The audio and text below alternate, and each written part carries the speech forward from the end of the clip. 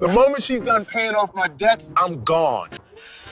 My husband said he was going to leave me after I finished paying his debt and that I wasn't his class. What he didn't know was that I heard him say it. I was standing right behind that door, heart still. And no, I didn't confront him because the most powerful thing I could do was let him believe I was still his. He had sent me to fetch his charger. Such a small errand, such a fatal mistake. That was how it all started. Is this your first time watching our videos? Subscribing to the channel and dropping a like would be very much appreciated. At some point during the evening, my husband, Darius, leaned close to my ear.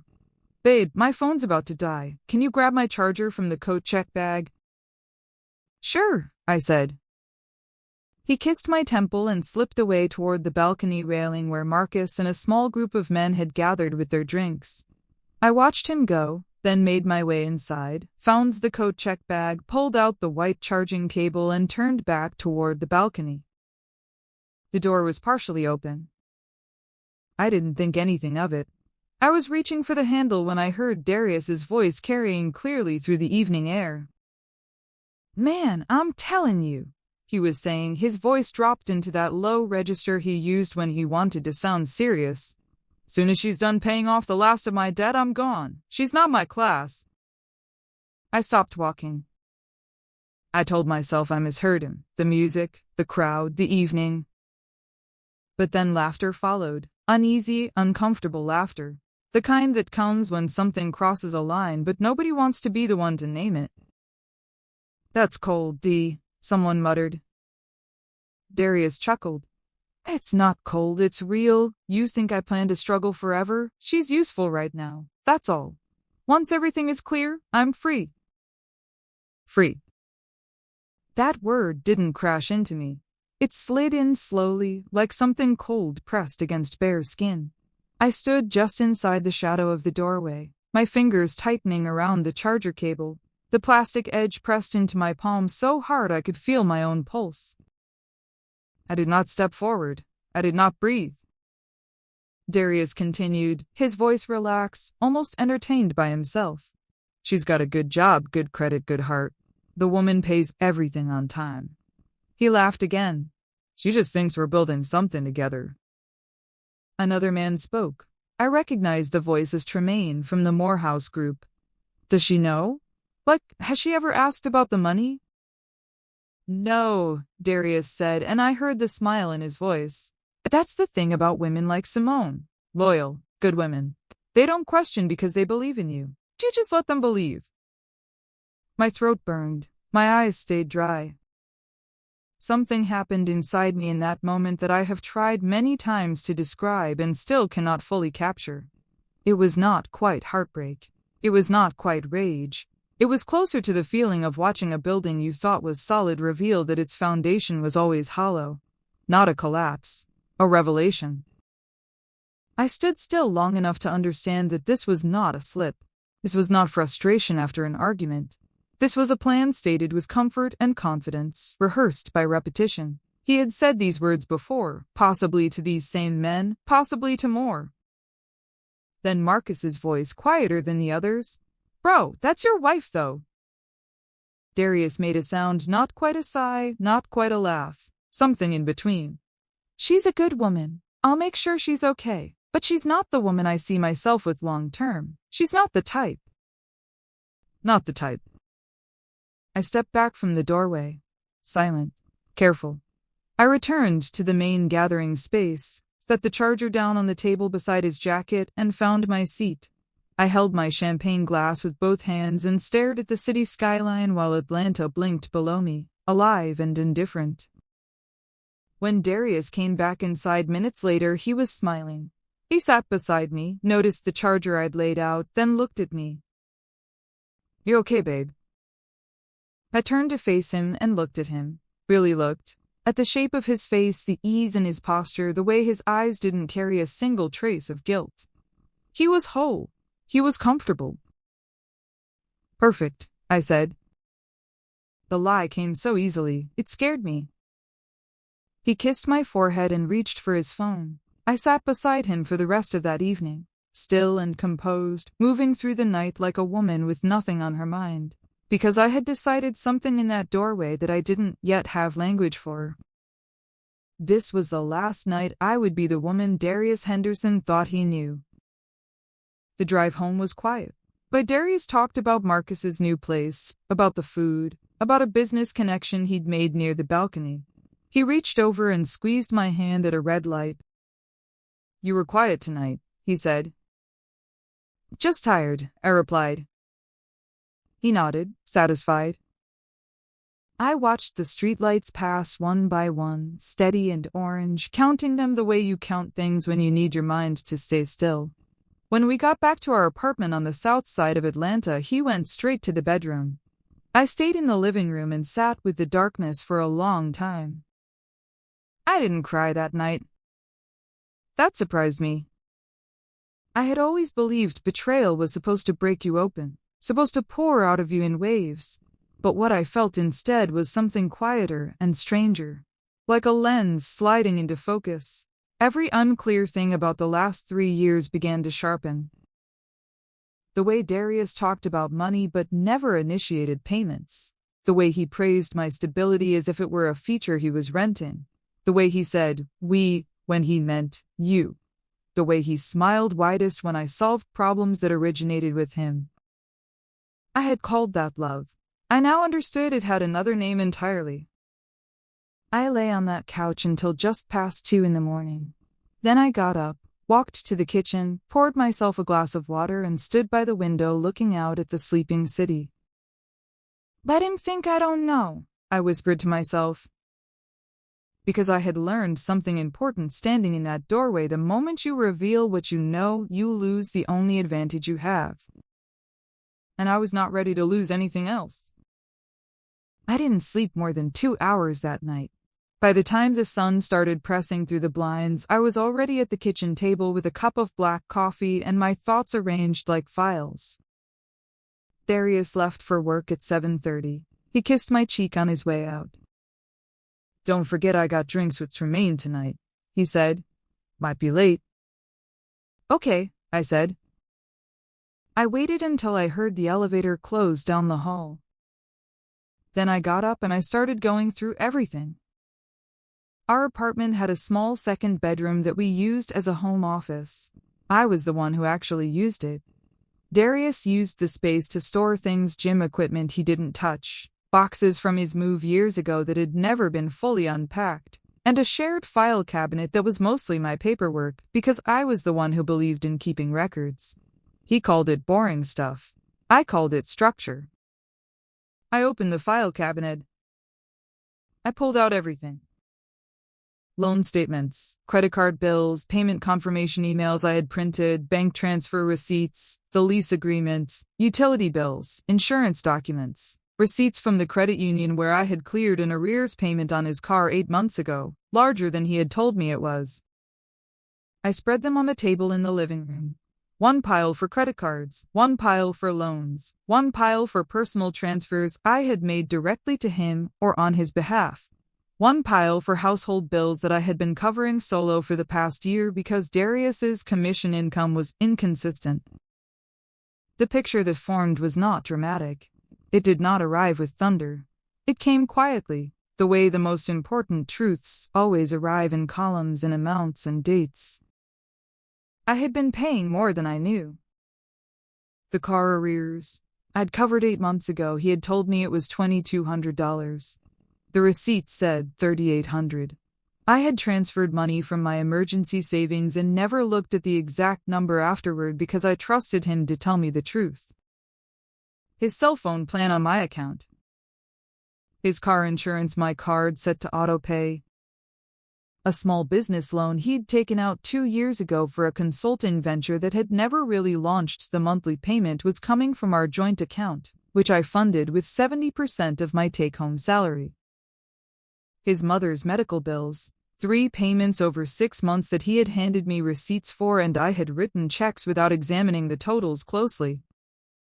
I sat back and exhaled slowly. This was not a man struggling alongside his wife. This was a man who had built his stability on top of mine and called the arrangements love. I opened my notebook. At the top of a clean page I wrote one line. What I paid, what he said? Underneath it, I began listing everything. Dates, amounts, who benefited, what he told me the money was for versus what the receipts actually said. My handwriting was even. My hand was steady. This was not emotion anymore. This was evidence. At 11:15, while I was still working through the papers, my phone buzzed on the table. The name on the screen was Marcus Webb. I stared at it for a full 3 seconds. Then I picked up. "Hey," he said. His voice was careful, like a man who knew he was stepping onto ground he wasn't sure about. "Marcus." A pause. "Look, I just wanted to say what happened last night, what he was saying. I don't think it was right." I kept my voice even. Was he lying? Silence, the kind that speaks. "He talks like that sometimes," Marcus finally said, "when he's comfortable. With the guys." So it wasn't the first time. Marcus didn't answer immediately. "Simone, I'm not upset at you," I said. "I just need to understand what I'm working with. How long has he been saying things like that?" Another pause. "A few months. Since around the time y'all moved into the new place. He was talking about the debt situation. Said once it was gone, he was going to make some changes." "Changes," I repeated. I thought he meant career stuff. I didn't think. He stopped. I don't know what I thought. "Did he ever say anything specific about leaving?" Marcus exhaled. "He said he needed to figure out who he really wanted to be with. Said he loved you, but y'all weren't on the same level." I wrote that down in my notebook, verbatim. "Thank you, Marcus." "Simone, I'm sorry, for real." "I know," I said. "Thank you for calling." I placed the phone down and sat with what I now knew. It wasn't one drunk night talking reckless. It was a posture, a philosophy. Darius had looked at me, the woman who had cleared his car note, funded his loan payments, paid his mother's medical bills, covered the household while his income was inconsistent, and he had decided I was temporary. He had decided I was good enough to use, but not good enough to keep. And the worst part was not even that. The worst part was that he had never once looked at me like he was hiding it. Because he wasn't hiding it. He simply didn't think I would ever know. He had judged me as too loyal, too trusting, too in love to look at the numbers and understand what they meant. That calculation was his greatest mistake. I spent the rest of that morning photographing every document. Loan statements, receipts, screenshots of bank transfers. I organized everything into a single digital folder and backed it up in 2 places. Then I made one more list. This one had a different heading at the top. What stops when he leaves? What doesn't? Because here was the thing about Darius's plan. He thought that once his debt was gone, he could walk away clean. He thought the person who left would be him. He thought the ending of the story was in his hands. He hadn't yet understood that I had started writing the ending first. When he came home that evening, he walked in with the easy energy of a man who believed his world was exactly where he'd left it. He pulled me into a hug and smelled like cologne in the outdoors. "How was your day?" he asked. "Productive," I said. He smiled. Went to the kitchen, started talking about Tremaine, about something funny that had happened at the bar, about a potential deal one of his clients was considering. I listened.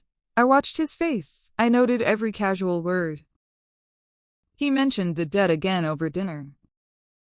"You know," he said, cutting into his chicken, "I was thinking we should really push to wipe everything out by the end of the quarter. Your bonus comes in September, right?" "It does," I said. "We should use it to clear the last of the cards in the loan. Get to 0, fresh start." I nodded slowly. "That makes a lot of sense." He smiled, relieved. "Exactly. Once we're clean, we can actually start building." I looked at him across the table and I thought about the rooftop, about the word free, about she's useful, not permanent. "What are we building?" I asked, keeping my voice curious and light. He waved his fork. "Everything. Investments. Maybe look at property. Real life." "Real life," I repeated softly. He didn't notice the distance in my voice. He had already moved on in his head, already spending money that wasn't his yet, already imagining freedom he had not yet purchased. He had lived for so long in the confidence that I would remain exactly where he needed me, that he could not yet feel the ground shifting beneath him. After dinner, he fell asleep on the couch, watching sports highlights. I sat at the kitchen table with my folder and wrote one more note at the bottom of the page. He's trying to accelerate the timeline. He is close to the finish line. He still thinks I'm walking beside him. I underlined the last sentence twice.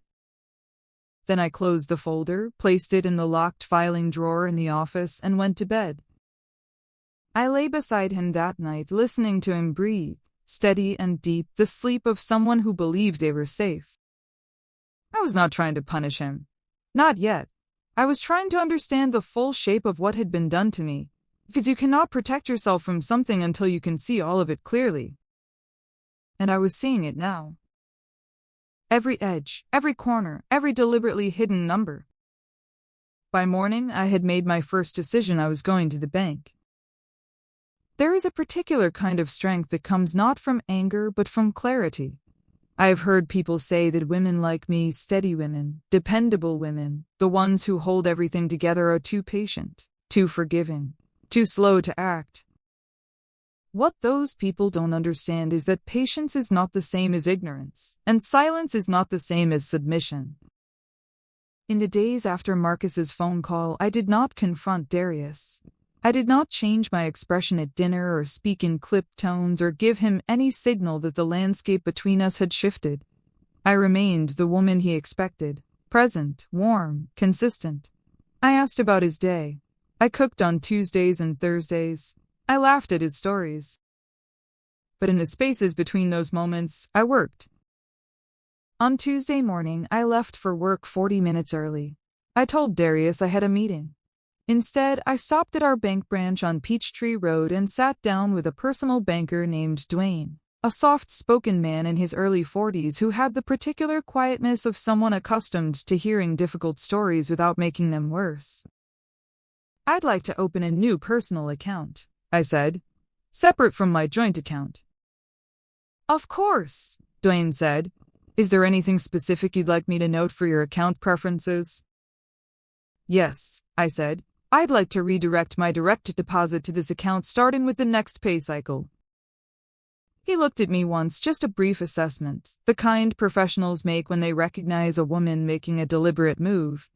Then he nodded and began typing. I handed him my ID, my employee information, and my latest pay stub. The process took 22 minutes. By 8:45, I was back in my car with a new account number saved in my phone's notes app under a label that simply said, "Personal." I drove to work. At lunch, I emailed HR from my work account. I updated my direct deposit information, effective the next payroll cycle. The response came back in under an hour. "Changes have been received and will process at next pay period. Thank you." I ate a sandwich at my desk and returned to my spreadsheets. That evening, I did something I had been turning over in my mind since the morning after the rooftop party. After work, instead of driving home, I drove 20 minutes west to a small professional building near West Midtown. I had looked the name up 2 days earlier. A family law attorney named Renata Okafor, whose reviews said she was sharp, discreet, and fair. The office was on the second floor. Clean waiting room, framed credentials on the wall. A receptionist who greeted me by name because I had called ahead. Renata Okafor was a black woman in her late 40s with natural locks pinned up and reading glasses pushed to the top of her head like she'd forgotten they were there. She shook my hand firmly and pointed to the chair across from her desk. "Tell me what you need," she said. I opened my folder. I placed the documents across her desk in the order I had arranged them. Loan statements, transfer receipts, bank records showing my salary covering his obligations. Marcus's text messages, screenshot and printed. The lease agreement, with my name as sole applicant for our first apartment before we married. The one where I carried the security deposit alone. The note I had written at the top of my page, what I paid. What he said. Renata read quietly, her expression not shifting into sympathy or alarm, just focused, professional attention. After several minutes she looked up. He stated his intention in front of witnesses? 4 of them, that I could confirm.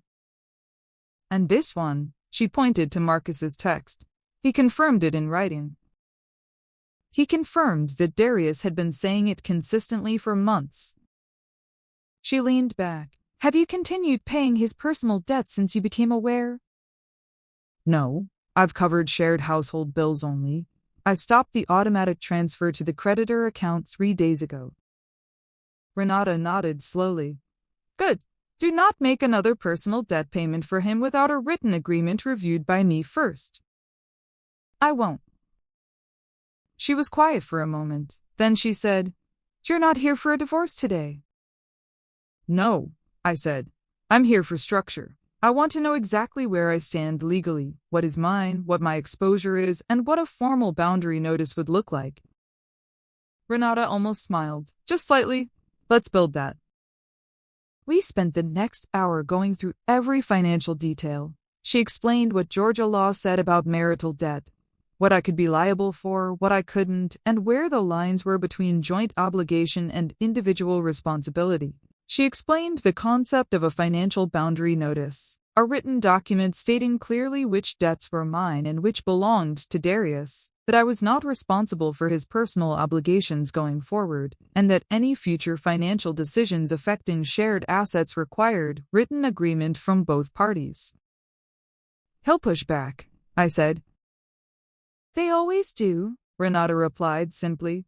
Men who've been benefiting from a woman's resources without accountability tend to call it love right up until the moment she stops. Then they call it betrayal. She slid a draft outline across the desk. Read this. We'll finalize it next week. In the meantime, document everything. If he mentions money, write it down with the date and time. If he asks you to make a payment, decline politely and note it. Build your record. I took the document and placed it in my folder. One more thing, Renata said, folding her hands on the desk. I want you to think carefully about your timeline. You don't have to do this all at once. You don't have to confront him tonight or next week. The most important thing right now is that your money is protected and your record is clean. I understand, I said. Good. She stood and shook my hand again. You came in here with everything organized. That tells me something about the kind of woman you are. What does it tell you? I asked. That you've been keeping this household together for a while, she said, and that you already knew it before he said it out loud. I drove home in the quiet. No music, just the sound of the highway and my own breathing. She was right. On some level, some part of me had known, not about the rooftop conversation specifically, but about the weight I carried and the ease with which he let me carry it. I had explained it to myself in the language of love for 3 years. I had called it partnership. I had called it standing by your man. I had called it faith. Now I understood the faith given to someone who is counted on your blindness is not virtue. It is just the most expensive kind of loyalty. When I walked into the apartment that evening, Darius was on the couch, watching a game. He looked up. Hey babe, you're late. Work ran long, I said, setting my bag down. You hungry? I ordered wings. I ate at the office, I said. He nodded, turned back to the game. Come sit. I sat beside him. He reached over without looking and put his arm around my shoulder. A comfortable, possessive gesture. The gesture of a man who believed he knew exactly where I was. I sat there beside him, warm in the glow of the television, and I thought about the folder in my bag, the bank account number in my phone, the lawyer's draft outline tucked behind the loan statements, the receipt I'd photographed that morning, the one that showed $3,800, not $22. He tightened his arm around me lightly. You okay? He asked during a commercial. I'm fine, I said, just tired. He kissed the top of my head. Get some rest. The game came back on. I sat very still and said nothing more. And in the silence, I was the most powerful I had ever been in 3 years of marriage. There is something almost fascinating about watching a person perform love when you already know the performance has a runtime. In the 2 weeks that followed, I watched Darius become the man he used to be, or at least the version of that man he could summon when he felt something slipping. The attentive husband, the thoughtful partner, the man who noticed. On Wednesday, he brought home flowers. Not the gas station kind, real ones from a florist. Pale yellow roses with eucalyptus wrapped in brown paper and tied with a ribbon. He held them out with a smile that reached his eyes in a way that might have undone me 6 months ago. "Just because," he said. I thanked him. I put them in a vase on the kitchen windowsill and watched them open over the next few days, beautiful and completely unrelated to anything real. On Thursday, he cooked dinner. He made his grandmother's red beans and rice recipe, the one he only attempted on special occasions. He put on Erykah Badu and poured me a glass of sweet tea and stood at the stove with a dish towel over his shoulder, like a man performing the role of husband for an audience he couldn't quite see. "I've been thinking about us a lot lately," he said over dinner. "Have you?" I said. "Yeah." He picked up his fork. "I feel like we've been running so hard, work bills, all of it, we haven't been really present with each other." I looked at him. "You might be right." He smiled, pleased with my agreement. "Once we clear everything out, we can breathe, take a trip, reconnect." Reconnect. I took a sip of my sweet tea. "Where would we go?" "Somewhere warm. Belize, maybe. You've always wanted to go." He remembered that. The Belize conversation from 2 years ago, sitting on the back porch of his mother's house in Decatur on a Sunday afternoon, me showing him pictures on my phone of blue-green water. I filled the memory away. "That sounds nice," I said. He relaxed fully then, the way a man does when he believes he's managed a situation back into his control. He talked through dessert about possibilities, a new apartment in a better part of town. Eventually buying, maybe the suburbs where his cousin had just put down roots. He talked as if we were building together. I listened as if I was still inside the life he was describing.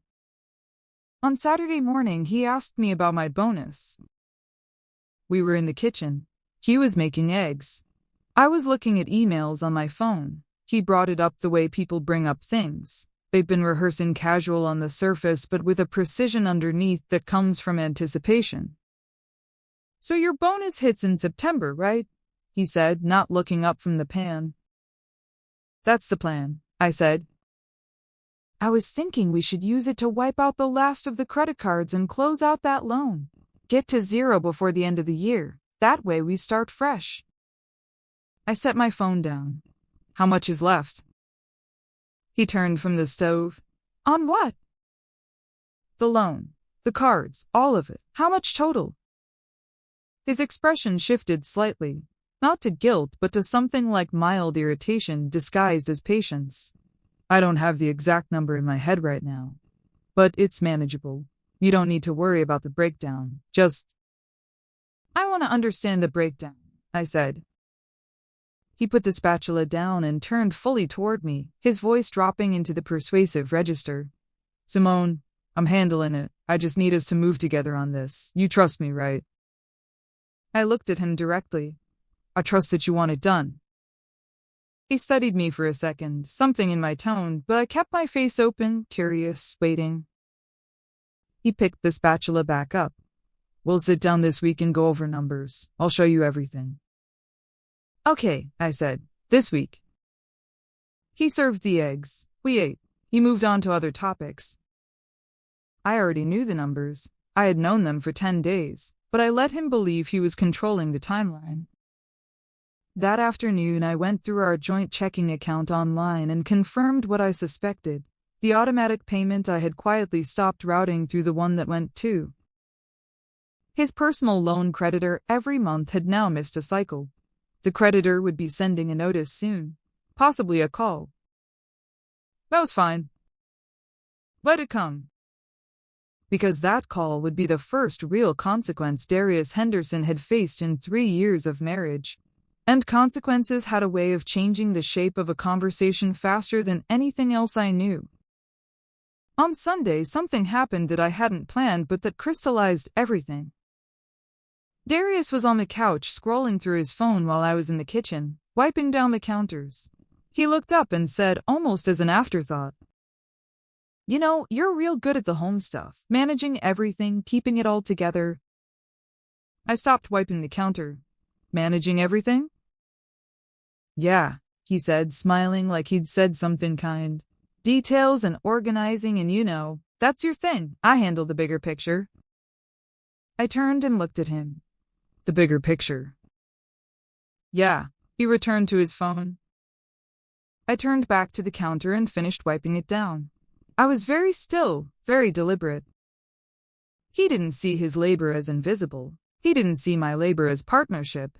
He saw our arrangement as division, him with the vision, me with the function. Him the architect, me the structure he stood on. And the most stunning part was that he said it with warmth. He said it like he was giving me a compliment. That night, after he fell asleep, I sat at the kitchen table with my notebook and wrote one more entry. At the top of the page I wrote, "He called me beneath him while living inside what I built."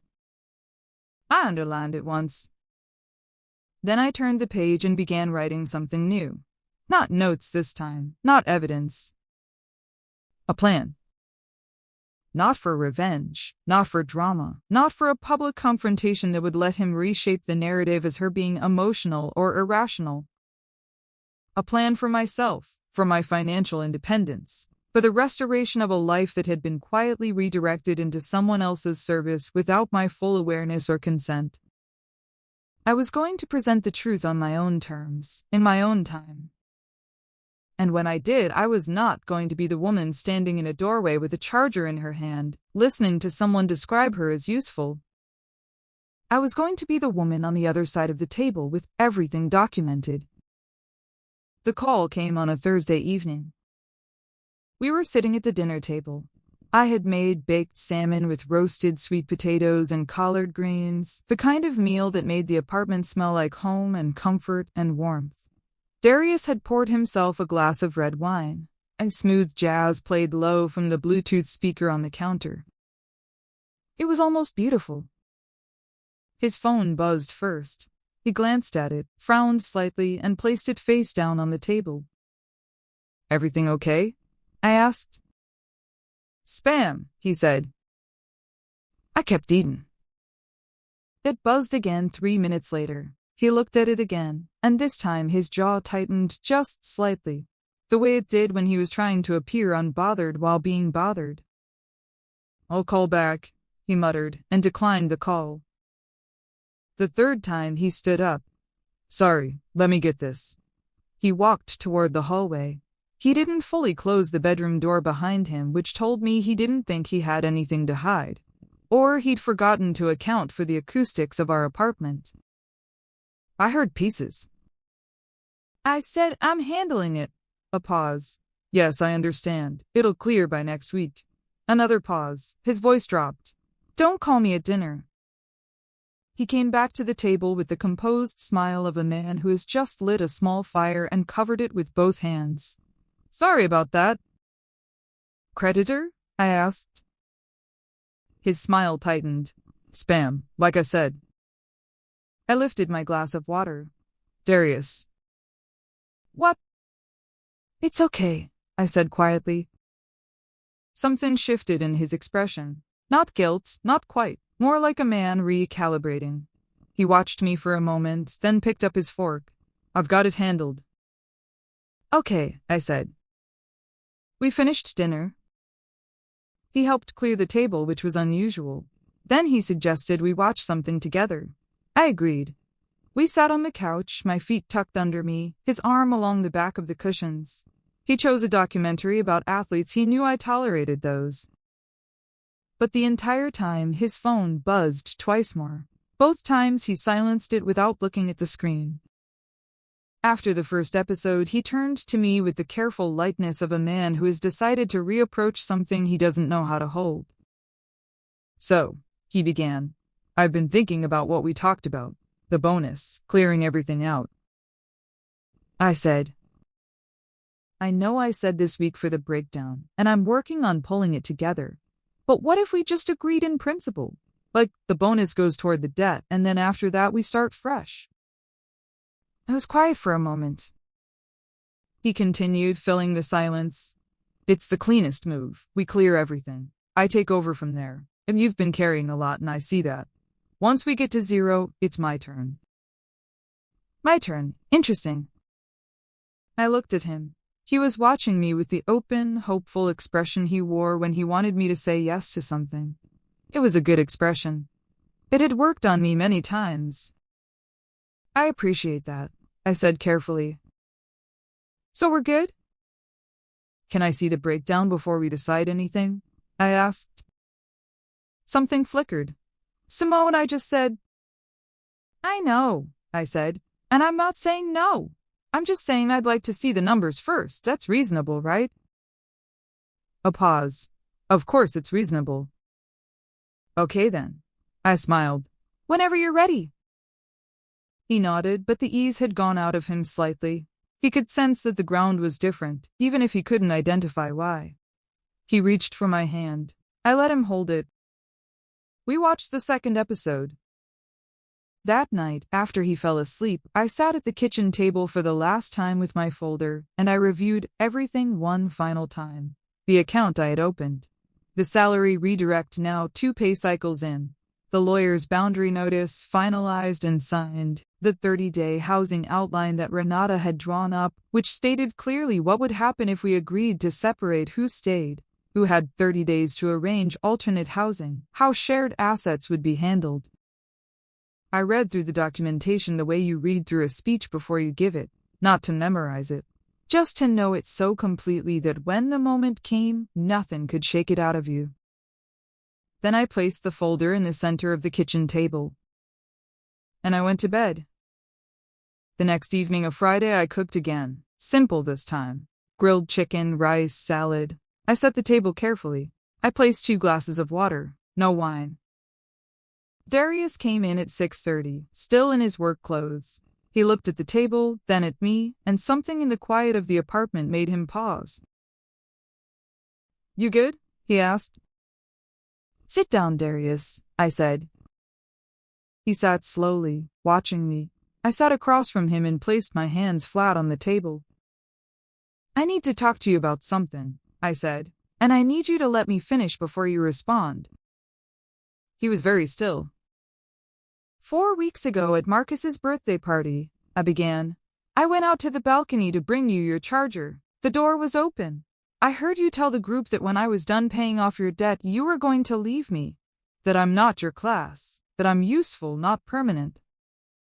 The color did not drain from his face. Instead, something more complicated happened. A rapid succession of expressions, each one a strategy. Surprise, recalibration, dismissal. Simone, I'm not done, I said evenly. After that night, I went through our financial records, all of them. I documented every payment I have made toward your personal debt since we've been married. The car arrears which you told me were $2,200 and were actually $38. The loan payments from our joint account which I fund at 70%. Your insurance, your phone, your mother's medication delivery which is on my account. I opened the folder and slid the first page across the table to him. He looked at it the way people look at evidence when they're trying to find a way to call it something else. I also spoke with Renata Okafor, a family law attorney, I continued. I know what I am and am not legally responsible for going forward. And I've separated my finances, effective 3 weeks ago. My salary is no longer going into our joint account. Darius stared at me. This, he started. His voice was different, smaller. How long have you been planning this? Since the night you said it out loud, I said. He pushed the paper back across the table. You were spying on me. No, I said. You were bragging. There's a difference. You're twisting this, Simone. His voice rose. You heard one conversation and confirmed it with Marcus, I said. Who told me you'd been saying it for months? The mention of Marcus's name landed like something physical. He closed his mouth. "I'm not angry," I said. And I meant it. The anger had burned clean weeks ago. What remained was something clearer and harder. "But I am done. I'm done paying the debt of a man who described me as a resource in front of his friends. I'm done funding a life that you planned to walk out of once I finished paying for it." Darius's hands were flat on the table. "So what does that mean? What are you doing?" I slid the second document forward, the boundary notice. "This is a legal document that outlines what I'm responsible for going forward. Shared household bills defined, your personal debt excluded. Any financial decision affecting joint assets requires my written agreement." He read it slowly. When he looked up, his expression had moved through anger and landed somewhere I hadn't fully expected, something that looked almost like fear. "And this one," I said, sliding the third page forward, "is a housing outline. If we proceed with separation, you have 30 days to arrange alternative housing. The apartment is in my name. It was in my name before we married." Darius sat back. For a long time, neither of us spoke. "I don't want this," he finally said. His voice was low and stripped of performance. "I know," I said, "but you planned for it." I was just... "Darius." I kept my voice quiet. "You said I was not your class. You said I was useful, not permanent. You said you planned to leave once I finished paying your debt. Those aren't words that slip out. Those are thoughts that live in you. And when a person shows you who they are in the moments they think no one is watching, you have to believe them." He had nothing to say to that. He sat there in our kitchen in the apartment. I had signed the lease on, under the light I had paid the electric bill for, across the table from the woman he had called beneath him while using everything she built. And for the first time in our marriage, Darius Henderson had nowhere to go with his words. The weeks that followed were quiet in the way that things are quiet after a storm has shifted everything into new positions. Darius did not leave that night. He sat at the table for a long time, after I had gathered my papers and gone to the bedroom. When I came out an hour later to get water, he was still at the table, not looking at anything in particular, his wine glass empty. He slept in the bedroom that night. I let him. There was no dramatic sleeping on the couch moment, no slammed doors, no raised voices after the initial conversation. I had not designed this confrontation for drama. I had designed it for clarity. The next morning, he tried again. "Simone, let me explain." "Darius," I said, pouring my coffee. "We don't need to relitigate the conversation. The facts are documented. I heard what you said. Arcus confirmed what you said. The receipts confirm what you spent. What we need to talk about is what happens next." "What happens next?" he repeated, like the phrase was in a foreign language. He sat down at the kitchen table. He looked tired, which was new. Darius always looked rested, even when things were hard. It was one of his gifts, the ability to appear unbothered. Whatever I had said the night before had reached somewhere that his performance didn't cover. "Can you just..." he started, then stopped. "Can you tell me what you want?" I set my mug down. "I want my finances to be my own. I want to stop paying obligations that belong to you. I want my name removed from any shared account that has your personal debt connected to it. And I want an honest conversation about whether this marriage is something you actually want or something you are maintaining as a financial arrangement." He flinched at the last sentence. "That's not what this was." "Your own words described it as exactly that."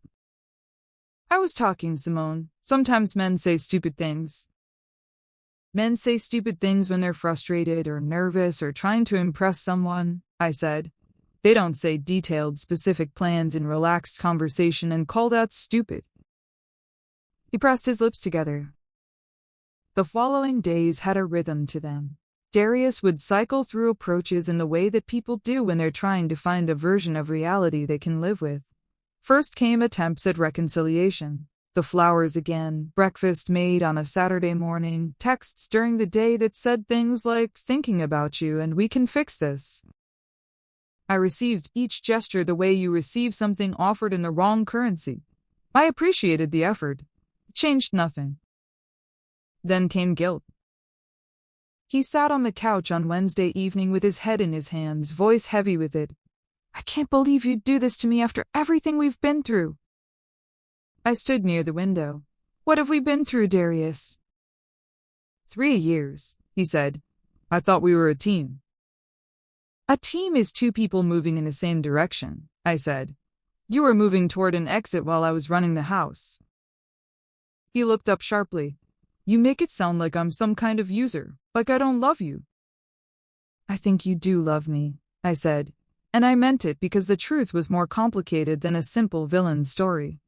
But love that coexists with a plan to leave someone the moment they stop being useful is not the kind of love I built my life around. He stared at me. You don't have to be a monster, I said. You just have to feel entitled. And you did. You felt so entitled to my support that you stopped being grateful for it. You started counting on it the way you count on utilities. And once something becomes a utility, you stop seeing the person behind it. That sentence sat in the air between us.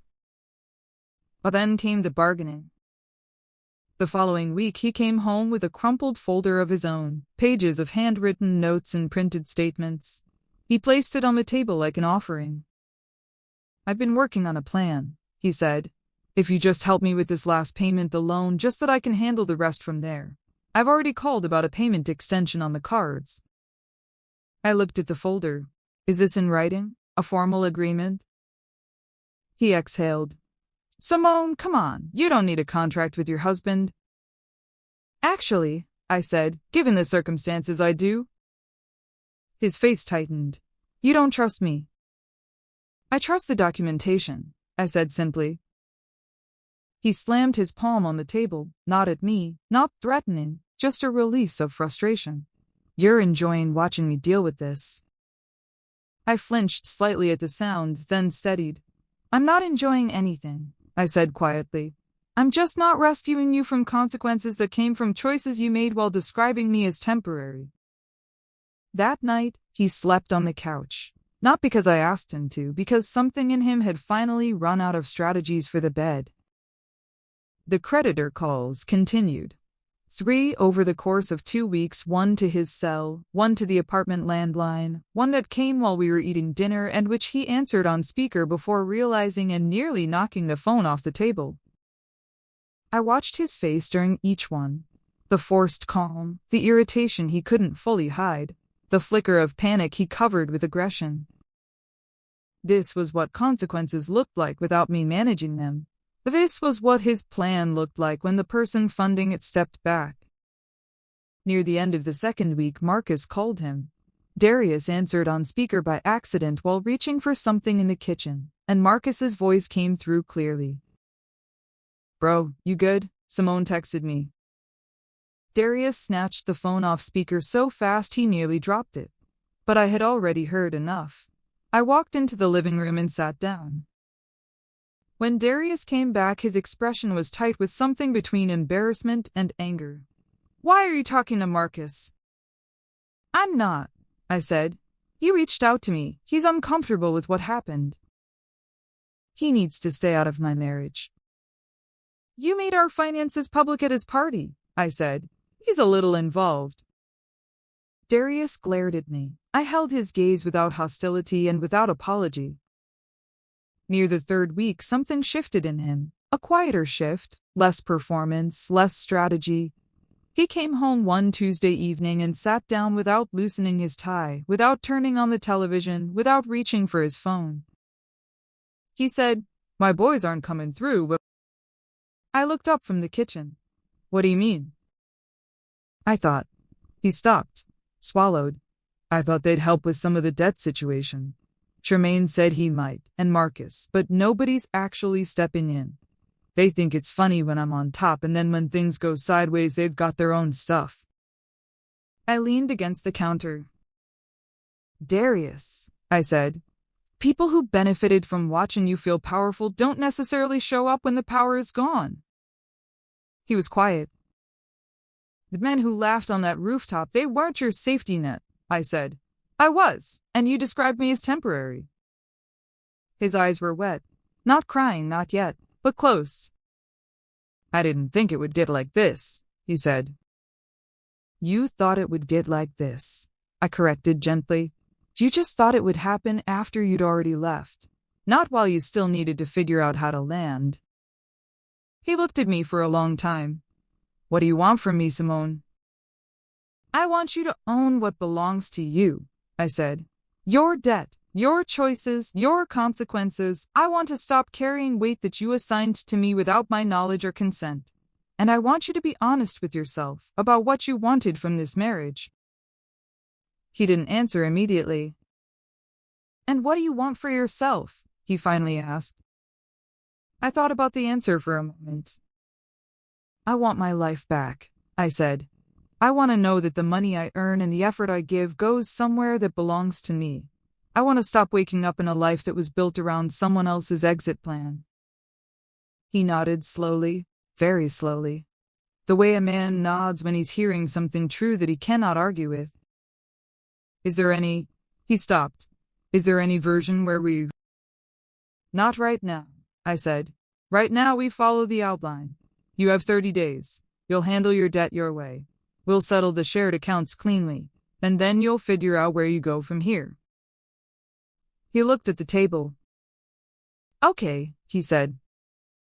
One word, small and honest, in a way his words hadn't been in a long time.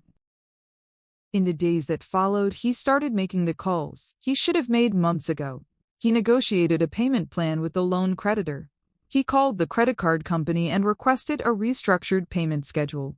He sold the sound system he'd been meaning to use for 2 years and put the money toward the smallest balance. He called Tremaine, and I later gathered from pieces of overheard conversation, asked for an actual loan instead of implication, and was met with excuses. He was learning, painfully, what I had known for 3 years, that confidence without substance is just a performance, and performances have to close eventually. I watched him, not with cruelty and not with celebration. I watched him the way you watch someone do the thing they should have been doing all along and feel nothing but the clean sadness of what could have been different. On the final evening of the 30 days, Darius packed a bag. He did it quietly, in the late afternoon while I was at the kitchen table going through my work email. I heard the closet open and close, the sound of the suitcase zipper, the soft thud of shoes being placed carefully. None of it was dramatic. None of it was designed for effect. I stayed at the table. When he came out with the bag, he set it near the front door and stood in the middle of the living room for a moment, looking at the apartment. He looked at the bookshelf I had organized alphabetically by author, the plant on the windowsill that I watered every Sunday, the framed photograph of the two of us at his cousin's wedding in Savannah, taken before all of this. He didn't ask me to look at that photograph. He just looked at it himself. Then he walked into the kitchen. I had made tea. He stood near the counter and didn't ask for any. I didn't think you'd actually do it, he said. His voice was quiet. No performance in it. Just honest. That's why you said what you said out loud, I replied. You felt safe. He swallowed. Simone. You don't have to explain it again, I said. I understand it. I've understood it for 30 days. He leaned against the counter and looked at me, the way he used to look at me before things went wrong, or maybe before I understood what wrong looked like in this particular marriage. There was something real in his eyes. Not love exactly, more like recognition. The recognition of someone finally seeing the full dimensions of a thing they'd had compressed into a role. I want to say I'm sorry, he said. Then say it. I'm sorry, Simone. His voice broke just slightly on my name. I'm sorry for what I said. I'm sorry for how I handled everything. I'm sorry for... He stopped. I'm sorry for making you feel like a resource. I looked at him for a long moment. I believe you're sorry, I said. I genuinely do. But sorry is the beginning of accountability, not the end of consequence. Can't argue that. Is there anything I can... No, I said. There's nothing. You need to go figure out what kind of man you want to be when someone isn't holding up the floor beneath you. That's the work that needs to happen, and it can't happen here. He looked around the apartment one more time. His gaze landed on the plant, the books, the photograph. He was mapping the life I had built, maybe understanding for the first time how much of it had been mine. The plant, he said, almost absurdly. I always liked that plant. I know, I said. He almost smiled, something sad in it.